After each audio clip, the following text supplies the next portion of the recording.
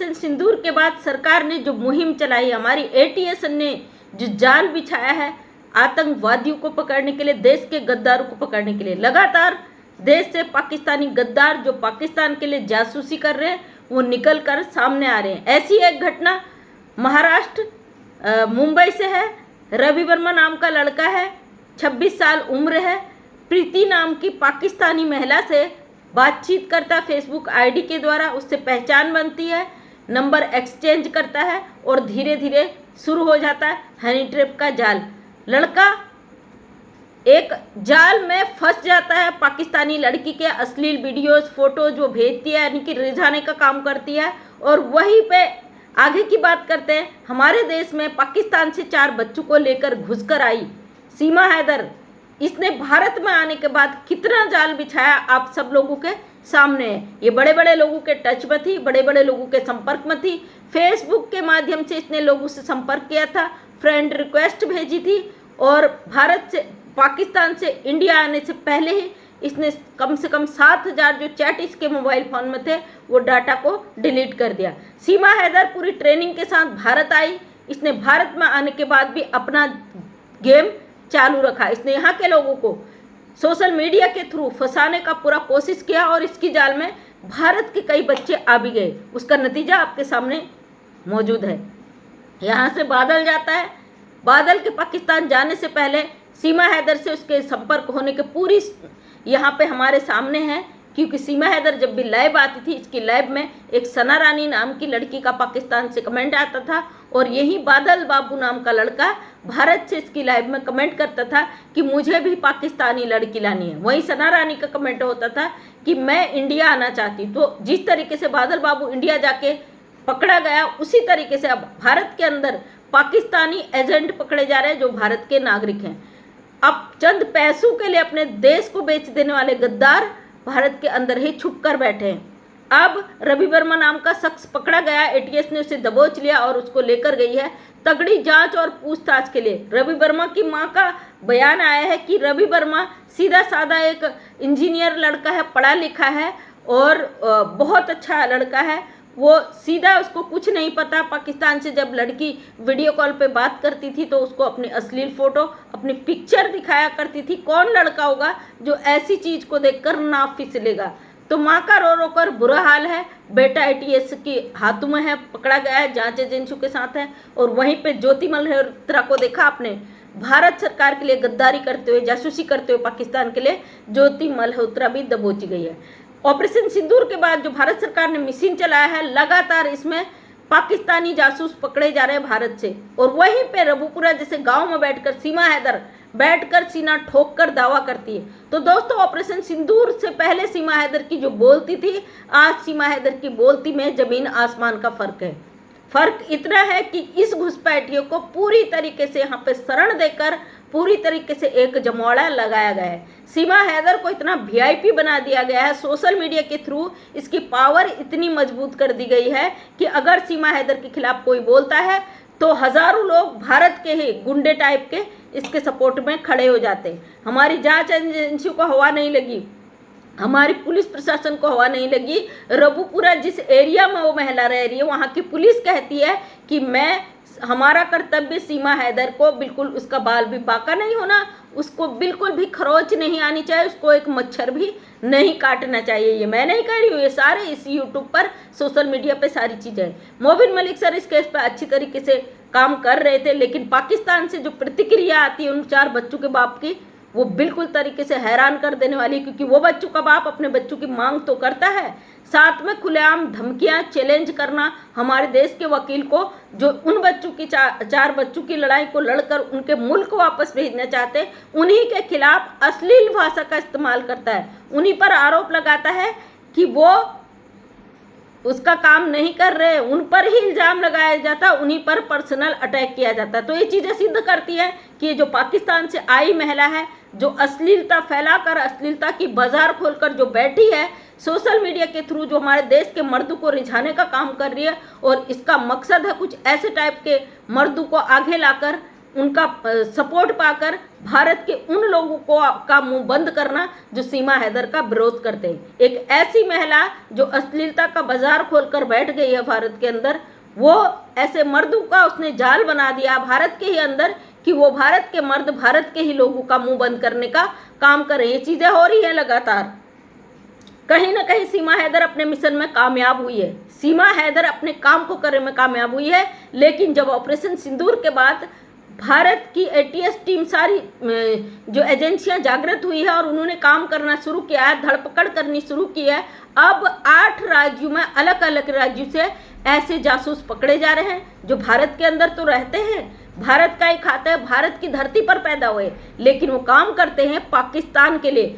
और ये जो रवि बाबू है, इसका रवि वर्मा नाम का जो शख्स अभी पकड़ा गया है, इसकी उम्र मात्र 26 साल है और ये पाकिस्तान की प्रीति नाम की लड़की से पहले फ़ोन के द्वारा, फेसबुक द्वारा संपर्क में आया और चैट्स के जरिए इनका संपर्क हुआ। लेकिन धीरे धीरे इनके मोबाइल नंबर एक्सचेंज हुए, सिलसिला बातों तक चला। बातों के बाद महिला ने अपनी अश्लील वीडियोस, फोटोज इसको भेजकर इसको रिझाने का प्रयास किया और ये उसके प्रेम जाल में, हनी ट्रैप में पूरी तरीके से फंस गया।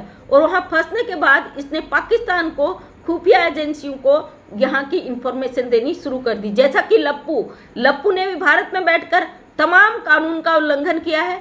लप्पू ने यहाँ पर बैठकर, लप्पू मतलब सचिन मीना ने यहाँ बैठकर एक पाकिस्तानी औरत को अपने घर में रखकर, 4 बच्चों को अपने साथ रखकर, कोर्ट के द्वारा इस पे तमाम केस होने के बावजूद इसने खुलेआम भारत के उन लोगों को धमकियां दी है जो सीमा हैदर का विरोध करते हैं।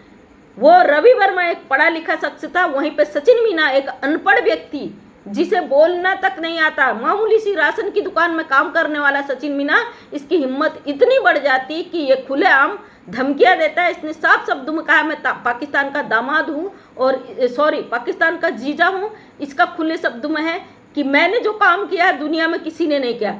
बिल्कुल सही बात है, क्योंकि सचिन मीना ने जिस तरीके से अपने देश के साथ गद्दारी की है, आज तक किसी ने ऐसा काम नहीं किया। पाकिस्तान की लड़कियों से फंसकर जासूसी तो जरूर की है, हनी ट्रैप में जरूर फंसे हैं लड़के, पाकिस्तान जरूर पहुंच गया बादल बाबू, लेकिन किसी की इतनी हिम्मत नहीं हुई कि पाकिस्तानी औरत और 4 बच्चों को भारत में लाकर बसा ले।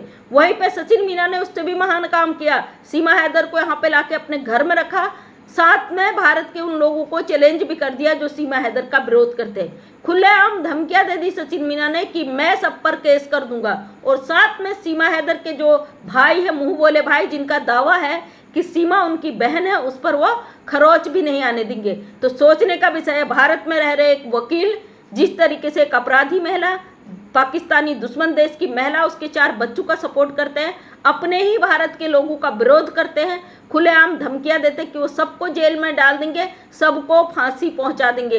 तो जिस तरीके से सीमा हैदर कहती कि मैं भारत की शरण में हूँ, मेरा कोई बाल नहीं उखाड़ सकता, भारत के उन लोगों के मनोबल को डाउन किया जाता है जो भारत में रह रहे हैं, भारत के नागरिक हैं, वोट डालने के अधिकारी हैं, उनका मनोबल कहीं ना कहीं टूट गया है कि एक पाकिस्तानी महिला जो दुश्मन देश की हमारे देश में बैठकर ये दावे करती है बड़े बड़े कि वो सब का सब कुछ कर सकती है, उसका कोई बाल भी बाका नहीं कर सकता है। ये चीज़ें हमारे भारत की सभ्यता संस्कृति को 2 सालों से आहत कर रही हैं। 2 साल से भी ज़्यादा का समय हो गया, लोग अपना धैर्य खो चुके हैं, परेशान हो चुके हैं, लेकिन सीमा हैदर और सचिन मीना का हौसला आज भी नहीं टूटा है। सीमा हैदर और सचिन मीना आज भी अपनी ब्लॉगिंग करते हैं, आज भी लोगों को धमकियां देते हैं, आज भी खुलेआम वो सारे कानून को तोड़ रहे हैं जिस आधार पर उनको बेल मिली है। और इसमें सबसे बड़ा अपराधी है नेत्रपाल, जो सचिन मीना का पिता है। इसने बेल के आधार पर ये एक वहाँ पे दायर किया है, एक एप्लीकेशन दी है कि अगर सीमा हैदर इस बेल का उल्लंघन करती है तो इसका जिम्मेदार मैं रहूँगा। तो दोस्तों देखिए किस तरीके से हमारे देश में रहकर कानून के साथ ये मीना परिवार लगातार खिलवाड़ कर रहा है।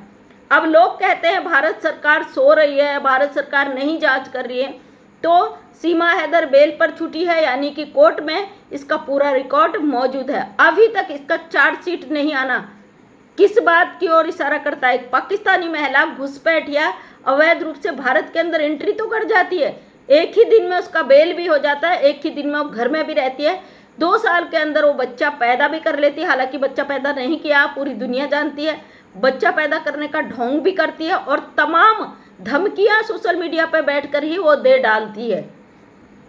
इस बात से आप अंदाजा लगा सकते हो कि इस महिला को कितनी ज़्यादा हिम्मत मिल रही है भारत के अंदर, और ये महिला अपने परों को फैलाने में कितनी ज़्यादा आगे बढ़ रही है। क्योंकि अब जब ऑपरेशन सिंदूर हुआ उसके बाद लगातार भारत के जासूस जो पाकिस्तान के लिए काम करते हैं, अपने ज़मीर को बेच देते हैं, अपने देश के खिलाफ काम कर रहे हैं, चुन चुन कर पकड़े जा रहे हैं। पूरे देश में 8 राज्यों में छापेमारी हो रही है, जांच हो रही है, सक्रियता हो रही है, और लोगों को चुन चुन कर निकाला जा रहा है। हर राज्य से जासूस निकल कर आ रहे हैं, और खासकर वो लड़के जिनकी उम्र कम है, भारत में है, बॉर्डर किनारे हैं, या ऐसी जगह पे हैं जो कमज़ोर वर्ग के हैं, गरीब परिवार के हैं, उनको मोहरा बनाया जा रहा है, उनको हनी ट्रैप में फंसाया जा रहा है। उनके द्वारा भारत के अंदर ऐसी गतिविधि की जा रही है, या तो भारत से पाकिस्तान को खुफिया इंफॉर्मेशन दी जाए, या वो महिलाएं भारत में आकर अपना जाल फैला सके। इन सब में जिम्मेदार सीमा हैदर है, क्योंकि सारी महिलाएं वहां बैठकर अपना काम करवा रही हैं, जासूसों को यहाँ पनाह दे रही हैं, और सीमा हैदर खुद पाकिस्तान से 4 बच्चों को लेकर भारत के अंदर घुस चुकी है, और ये जाने का नाम नहीं लेती है, खुलेआम धमकियां देती है, धर्म का आड़ लेती है, सनातन धर्म का आड़ लेती है, और हिंदू मुस्लिम करती है, भारत की सभ्यता संस्कृति पर आहत पहुंचाती है। और खुलेआम सीमा हैदर एक ऐसी शख्स है जो यहाँ पे आके बैठी है, और सीमा हैदर वो शख्स है जिसको किसी चीज़ का डर नहीं है, खौफ नहीं है, खुलेआम एक क्राइम करती है, और इसको रत्ती भर भी डर नहीं है कि एक अपराध कर रही है। इसके चेहरे पे बिल्कुल भी शर्म नहीं है कि ये महिला यहाँ आके फंस चुकी है। यहीं पे इसका पाकिस्तानी पति वहाँ से धमकियाँ देता है, वो पाकिस्तानी पति जिसको कुछ समय पहले अपने 4 बच्चे चाहिए थे, लेकिन आज वो कहता कि भारत सरकार निठल ली है, कुछ नहीं कर रही, मेरे बच्चों को, मेरी पत्नी को रोक दिया, क्यों नहीं सीमा को भेजा जा रहा। तो इनकी जो पति पत्नी जो मिलकर साजिश किया है, इनका भांडाफोड़ हो चुका है, आम जनता के सामने सरकार की नज़र में है, और जल्द ही सरकार इस पर संज्ञान लेगी, क्योंकि ये मामला हमारे या किसी और के कहने से अब ख़त्म होने वाला नहीं है। बहुत बड़ा मामला, इंटरनेशनल मामला। जो महिला यहाँ पर बैठकर 50 दिनों तक छुपकर अपने जाल बिछाकर काम कर रही थी, इस महिला का आज तक कोई भी चीज़ सामने नहीं आया है सरकार के।